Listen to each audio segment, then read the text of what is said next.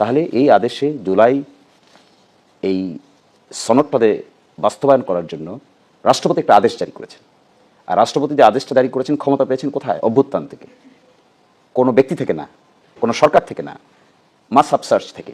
এর পরিপ্রেক্ষিতে তিনি আদেশ জারি করলেন। এই আদেশে বলা আছে 8 যে যারা সংসদ সদস্য নির্বাচিত হবেন তারা একই দিনে সংবিধান সংস্কার সভা করাবে।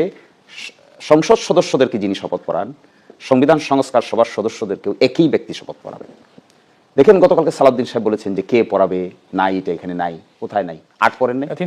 যেগুলো একমত হয়েছেন সেগুলো কি করবেন? বাদ দেন আপনার note of dissent. Note of ডিসেন্টে আমরা ডাইনে বামে রেখে দিলাম।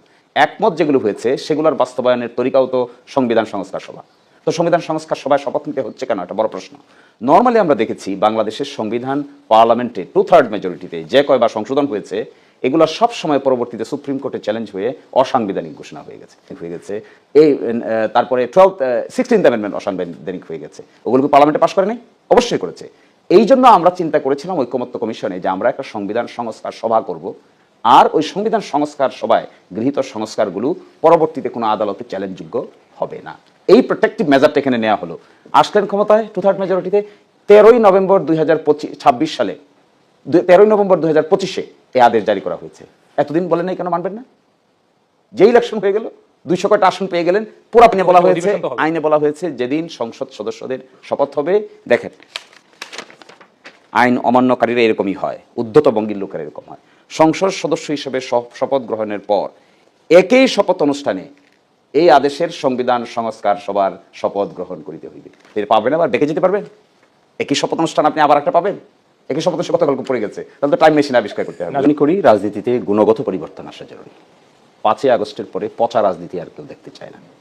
তাহলে সেই গুণগত পরিবর্তনের রাজনীতিটা কি? এই রাজনীতিটা হলো কে কার চাইতে বেশি ডেলিভার করতে পারে। এর নাম হলো গুণগত পরিবর্তন। কমপ্লেক্স ইস্যু কে কত ক্রিয়েটিভ ওয়েতে সলভ করে মানুষের সামনে উপস্থাপন করতে পারে। That should B the qualitative change of the politics. খালি রেটরিক বলে গালি গালাজ, বকা বকি, ডানে বামে, unnecessary time consuming. So what we expect পার্লামেন্টের লিডার যিনি হয়েছেন তিনি এবং তার বাহিনী বা তার মন্ত্রিসভা এমন কিছু ক্রিটিক্যাল প্রবলেমের সলিউশন বাইর করবে যেখানে ইয়াং প্রজন্ম সহ সকলে অ্যাপ্রিসিয়েট করবে।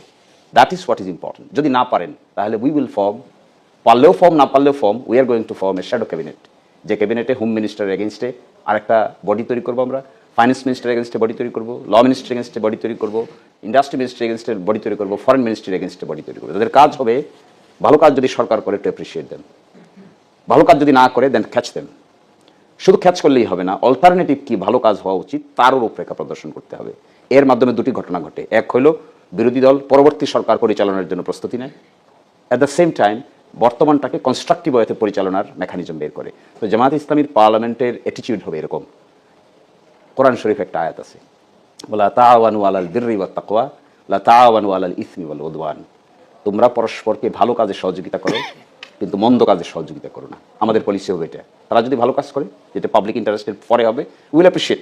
এবং দেখবেন এইবারই দীর্ঘদিন পরে বাংলাদেশের পার্লামেন্টে দেখতে পাবেন কি করে সরকারকে অ্যাপ্রিসিয়েট করতে হয়। আবার এট দ্য সেম টাইম এটাও দেখবেন কি করে সরকারের বিরুদ্ধে প্রতিবাদ গড়ে তুলতে হয়। এই প্রতিবাদ সবসময় রাস্তায় হবে তা না, এই প্রতিবাদ হবে কনস্ট্রাকটিভ ওয়েতে। ল মিনিস্ট্রি থেকে একটা লকে ড্রাফট করে পাবলিকের সামনে হাজির করা হবে, আমরা তার অল্টারনেটিভ ড্রাফট উপস্থাপন করেও দেখাবো যে এটা না হইয়া এইটা হওয়া উচিত ছিল। That should B the qualitative change. এটাকে আমরা বলছি শ্যাডো মিনিস্ট্রি। এটা পৃথিবীর উন্নত দেশে আছে। বিরতির সময় হলো আমরা কোনো আলাদা সেই ধরনের কোনো কার্ড গ্রামে গঞ্জে বিভিন্ন জায়গায় ছিল না, কার্ড ছিল না। না না, ঢাকাতে যে কেউ দাঁড়িয়েই মানে এরকম পণ্য নিতে পারতো। আমরা যেটা করতে চাই সেটা হচ্ছে অ্যাবসলিউটলি যারা নারী, গ্রামে যারা একটু দুস্থ, যাদের বাইং ক্যাপাসিটি কম, যাদের মানে প্রকৃতপক্ষে যাদের খুব মানে অভাব দারিদ্রতার মধ্যে আছেন, তারা যাতে খুব কম মূল্যে, একটা নির্দিষ্ট কম মূল্যে যাতে তারা তাদের কমোডিটিস সংসার চালানোর জন্য যে জিনিসগুলো দরকার সেগুলো যাতে তারা পেতে পারেন। ওই কার্ডটার মালিক হবেন একজন নারী। এটা উদ্দেশ্য হচ্ছে একটা মানে আমরা যে ওমেন এম্পাওয়ারমেন্টের কথা বলি, আমাদের তো নানা কারণেই নারীদের প্রতি সহিংসতা, কথায় কথায় বাপের বাড়ি চলে যাও, মানে নানান রকম ঝামেলা থাকে। সেজন্য নারীদের হাতে আমরা কার্ডটা দিতে চাই, সো দ্যাট ওই কার্ডটার মালিক যাতে মানে আদেশ প্রতিপালন করার চেষ্টা করব। একই সাথে জুলাই চার্টারে উল্লেখিত যে সমস্ত বিষয় আমাদের দ্বারা বাস্তবায়ন করা সম্ভব তা আমরা বাস্তবায়ন করব। গভর্নমেন্টের উপর প্রেশার ক্রিয়েট করব, সংসদের ভিতরে এবং বাইরে অল্টারনেটিভ মেকানিজম গড়ে তোলার চেষ্টা করব, এবং যে সমস্ত রিফর্ম প্রপোজাল নিয়ে আমরা একমত হয়েছিলাম এগুলোকে টেবিলের ভিতরে, টেবিলের বাইরে, জনগণের সামনে অসাধারণ এবং অসামান্যভাবে তুলে ধরার চেষ্টা করব। আমি সরকারি দলের লোক, হ্যাঁ তখন বোধহয় হ্যাঁ তখন সরকার গঠন হতে যাচ্ছে, মানে আমরা সেদিন মানে আমাদের আসলে বিজয়ের খবরগুলো আসছিল। আমি বরং ফার্স্ট তাকে মানে প্রপোজ করলাম যে তোমরা হয়তো মানে সরকারি দেওয়ার আপাতত সুযোগ নাই, তো তোমরা বিলেতের মতো, অস্ট্রেলিয়ার মতো, নিউজিল্যান্ডের মতো তোমরা কেন ছায়া সরকারের ভাবনা নিয়ে তোমরা আগাবে না, এবং তাকে আমি অনেকগুলো আইডিয়া দিলাম। I must say later on সে আমাকে সে অ্যাডমিট করলো যে আপনার এই প্রস্তাবটা পাওয়া, আমি কিন্তু সরকারি দলের লোক, ধরে তোমার ভাষায় আমি বরং তাদেরকে সাজেস্ট করেছি যে তোমরা এইভাবে করে গভর্নমেন্টের সাথে একটা অ্যাকাউন্টেবিলিটি প্রসেসের মধ্যে থাকতে পারো। পরবর্তীতে সে আমাকে অ্যাডমিট করেছে, বলেছে যে আমরা বিষয়টি আমাদের পার্টিতে আলোচনা করেছি এবং আমাদের পার্টির তরফে এখন যে ছায়া সরকারের কথা বলা হচ্ছে, in fact that is your proposal. আমি সরকারি দলের লোক হওয়ার সত্ত্বেও বিরোধী দলকে বলেছি যে তোমরা এই প্রসেসটা স্টার্ট করতে পারো, this is the way to make accountable. G, pin দেওয়াটা কোনো কিছুর ইঙ্গিত বহন করে না। কিন্তু একটা জিনিস দেখেন, আদালতে যখন বিচার করবেন, বিচার মাস্ট বি অবজেক্টিভ বিচার। আপনি যখন বিচার করবেন তখন বিচারটা হুইমজিক্যাল হলে হবে না, ইমোশনাল হলে হবে না, এভিডেন্সের ভিত্তিতে বিচার করতে হবে। কোর্টের এই স্বাধীনতা থাকতে হবে কাকে বেল দিবে কাকে বেল দিবে না। কোর্টের উপর যদি আমরা আননেসেসারি প্রেশার ক্রিয়েট করি তাহলে এগেইন আমরা ফেসিজমে ফিরে যাব। রাস্তায় দাঁড়িয়ে আমরা যদি ফাঁসি চাই বলে কোর্টকে বাধ্য করি রায় চেঞ্জ করতে, that would not be acceptable. What is acceptable? কোর্টকে ইন্ডিপেন্ডেন্স দিতে হবে, সঠিক এভিডেন্স আদালতের সামনে হাজির করতে হবে, যে দোষী হবে তার সাজা হবে, যে দোষী হবে না সে খালাস পাবে। That should be true. Very frankly কেবল তো আজকে গভর্নমেন্ট সচিবালয়ে গেল, তো সুতরাং এগুলো তো সিদ্ধান্ত নেওয়ার বিষয়, গভর্নমেন্ট চিন্তা করবেন, ক্রীড়ামন্ত্রী যিনি আছেন তিনি এরকম মানে সিদ্ধান্ত নেবেন।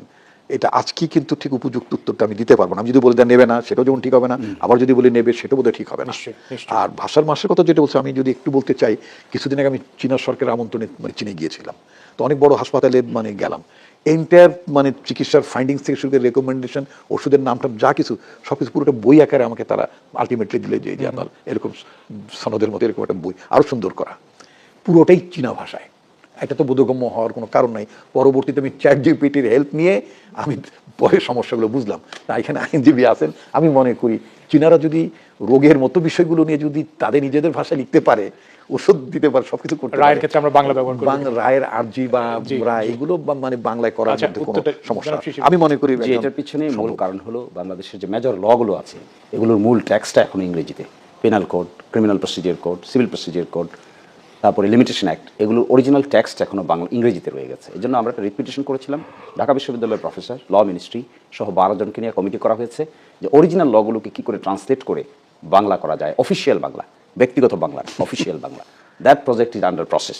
তো আমরা পুশ করছি each and every day. Supreme court থেকে একটা সফটওয়্যার দেওয়া হয়েছে, ওই সফটওয়্যারে কিছু ইংরেজি জাজমেন্টকে বাংলায় করা হচ্ছে, কিন্তু যেহেতু টার্মিনোলজিক্যাল ব্যবহার আছে কিছু উল্টাপাল্টা বাংলাও আছে, এগুলো তো টেকনিক্যাল ব্যাপার। এই জন্য মূল আইনগুলো যখন বাংলায় প্রণীত হবে তখন সহজ হবে বাংলায় রায় দেওয়াটা। This is under process. কাজটা কঠিন, but we have to do this. I was the writ petitioner, আমি নিজেই মামলা ফাইল করেছিলাম। আচ্ছা, আমি একদম নির্বাচন পরবর্তী বাংলাদেশ বা নতুন সরকারের কি প্রত্যাশা হবে বা কি পরিকল্পনা 1 মিনিট করে দুজনের কাছ থেকে নিতে চাই। Doctor Asaduzzaman report. স্ট্রেট কাট মানুষ এটা পরিবর্তন চেয়েছে, আমি যেটা মনে করি মানুষ পরিবর্তন চেয়েছে, পরিবর্তনটা মানুষের কাছে পৌঁছে দেওয়া, মানুষ যাতে সন্তুষ্ট হয় যে আমি এটার জন্য লড়াই করেছিলাম, এটার জন্য আমাদের মানুষরা জীবন দিয়েছিল, সুতরাং এটা ফুলফিল হয়েছে। এটি তো মানুষের প্রত্যাশা। মানুষের প্রত্যাশা অনেক বড় কিছু না ওভারঅল। জি, শিশিরমণি। আমার প্রত্যাশা হলো সরকার ইনসাফ ভিত্তিক কাজ করার চেষ্টা করবে, অহংকারী হবে না, হাম্বল হবে, করাপশন থেকে বের হইতে হবে, প্রবলেম সলভিং অ্যাটিটিউড নিতে হবে, কথা কম বলে কাজ বেশি করতে হবে। যে ভালো কাজ করতে পারবে তাকে গভর্নমেন্ট পিপল অ্যাপ্রিসিয়েট করবে। ভালো কাজ করতে না পেরে রাজনৈতিক ক্যাচাল থেকে দূরে সরতে হবে, ক্যাপাসিটিওয়ালা লোকদেরকে সরকারে আনতে হবে, হু ক্যান ডেলিভার। অনেক অনেক অনেক ধন্যবাদ। আমরা একটা প্রপার ফ্রেমওয়ার্ক আমরা এখনো জাতির সামনে পাই নাই। এটা আসলে আমাদের সব তরুণদের দাবি। এটা কি মানে এক্স্যাক্টলি এটা কি আমরা জানতে চাচ্ছি। Government I can't do that, I am in opposition. না, আমি যেটা বলতে চাই, আনফরচুনেটলি আমাদের দেশের বিচার ব্যবস্থা, আমরা যে মানে সাগরুনি হত্যাকাণ্ডের ব্যাপার কতবার আদালতকে আমরা পিছাতে দেখলাম, ডেট পিছাতে দেখলাম, ওই ধরনের ঘটনা যাতে পুনরাবৃত্তি না হয়, আমাদের যে সরকার আজকে মানে দায়িত্ব নিয়েছেন, আজকেই তো মূলত অফিস শুরু করলেন তারা, আমি বিশ্বাস করতে চাই যে তারা এটাকে অত্যন্ত প্রায়োরিটির সাথে বিবেচনা করবেন এবং এটাকে এগিয়ে নেবেন এবং প্রকৃত যারা এটার জন্য দায়ী তাদেরকে বিচার আওতায় এনে দৃষ্টান্তমূলক শাস্তির ব্যবস্থা করবেন। আমি মনে করি খলিলুর রহমান সাহেবকে এভাবে নেওয়াটা ঠিক হয় নাই। জনমনে প্রশ্ন দেখা দিয়েছে, সন্দেহ দেখা দিয়েছে, এক ইঞ্জিনিয়ারিং এর প্রশ্নটা একটু গভীর হয়েছে, সরকারের উচিত এটা রিভিউ করা। বুঝতে পারছি। অনেক যে সংসদ হলো, যদিও ওনারা বিষয়গুলো তোলেননি, মানে আমি আইনের ক্ষেত্রে জান নাই, সেটা হচ্ছে যে একটিও কি মানে জনগণের কোনো প্রতিনিধিত্বশীল সংসদ ছিল, ওগুলো কি ভোট ছিল না। আমি তো বহু কথার মধ্যে বলেছি, বহুবার বলেছি যে ওই 3টি সংসদকে বেআইনি ঘোষণা করা হোক, ওই 3টি সংসদ যেন নির্বাচিত হয়নি এবং ওইসব সংসদ সদস্য নির্বাচিত সংসদ বলিয়া গণ্য হইবেন না, এরকম একটা কিছু হওয়া উচিত ছিল আমাদের। আমরা একটা অনেক বড় অভ্যুত্থানের অংশীদার হয়েছি বটে, কিন্তু আমরা অনেক কিছুই কিন্তু আমরা সেই অভ্যুত্থানের স্পিরিট অনুযায়ী আমরা করতে পারিনি। হোয়াট এভার, আমি সালাউদ্দিন আহমেদ যে কথাটি বলেছেন সেই কথাটি ওয়েল, মানে তিনি যেটা বলেছেন যে মানে অন্য রাজনৈতিক দলগুলোর সাথে এগুলো আলোচনা হতে পারতো, সেও হতে পারতো না যে তা না হতে পারতো। আর যেই কথাগুলো বলেছেন সেটার ওই পরিপ্রেক্ষিতে মানে অপর যে রাজনৈতিক দলগুলো যারা সংসদে আছেন তাদেরও এই মানে বিশদ ব্যাখ্যা, মানে এটার কাউন্টারে তাদের বিশদ ব্যাখ্যা থাকা উচিত ছিল, সেই ব্যাখ্যাটা আমরা দেখিনি। এটা তারা অংশ মানে শপথ নেবেন না বলে তারা